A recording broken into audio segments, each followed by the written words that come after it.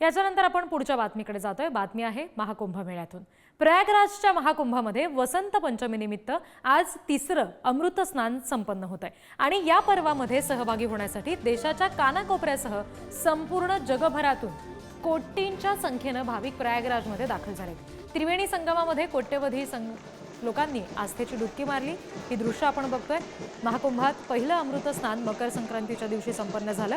दुसरं अमृत स्नान मौनी अमावस्येच्या दिवशी पार पडलं आणि आज वसंत पंचमीनिमित्त तिसरं स्नान पार पडतंय।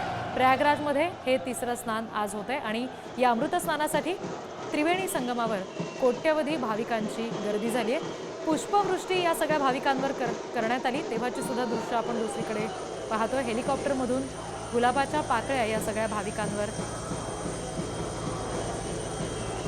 अशा पद्धतीने टाकण्यात आल्या। आखाड्याचे सगळे महंत जेव्हा जात होते स्नानासाठीची तेव्हाची दृश्य आहेत। प्रत्येक महंतांचे साधूंचे हे रथ आहेत एकामागोमाग एक आपल्याला पाहायला मिळतात आणि दुसरी दृश्य हेलिकॉप्टरमधून झालेल्या पुष्पवृष्टीची।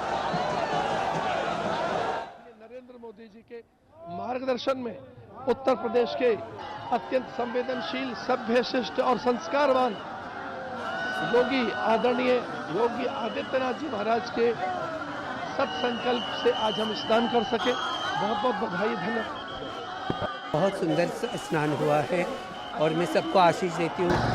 माँ भगवती सबको खुश रखे, समरसता रहे, भारतवर्ष में उन्नति हो, यही किन्नर अखाड़े से आशीर्वाद है। एक विवाद भी हुआ आपको लेकर के, तमाम किन्नर अखाड़े के तमाम पदों को लेकर के। सबके मुंह पे एक तमाचा है ये।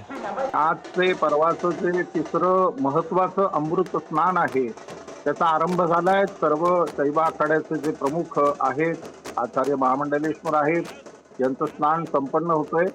थोड्याच वेळात आमच्या वैष्णवांची देखील स्नान या ठिकाणी आरंभ होतील आणि आजचे जे स्नान आहे या तिन्ही स्नानांचं जे वैशिष्ट्य आहे, मकर संक्रांतीचं जे पहिलं स्नान असतं हे यमुना देवी सरस्वती रूपामध्ये त्या ठिकाणी तिला समर्पित असतं।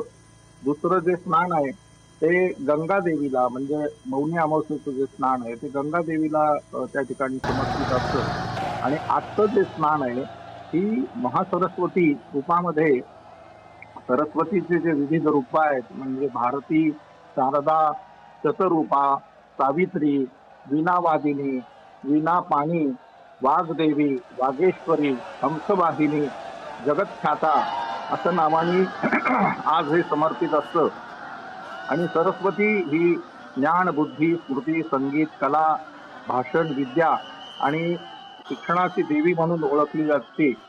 ती ब्रह्मदेवांची मानसपुत्री आहे।